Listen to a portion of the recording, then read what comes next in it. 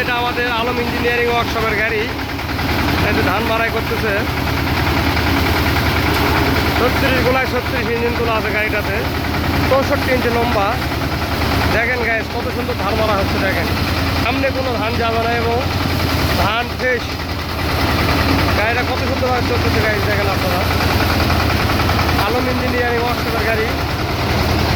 এই দেখেন গাড়িটা কত সুন্দর হয়েছে এবং কত সুন্দরভাবে চলতেছে। কোনো ধান নেই এবং কোনো ময়লা নাই, ধানের একবারে আমাদের ধান ফ্রেশ।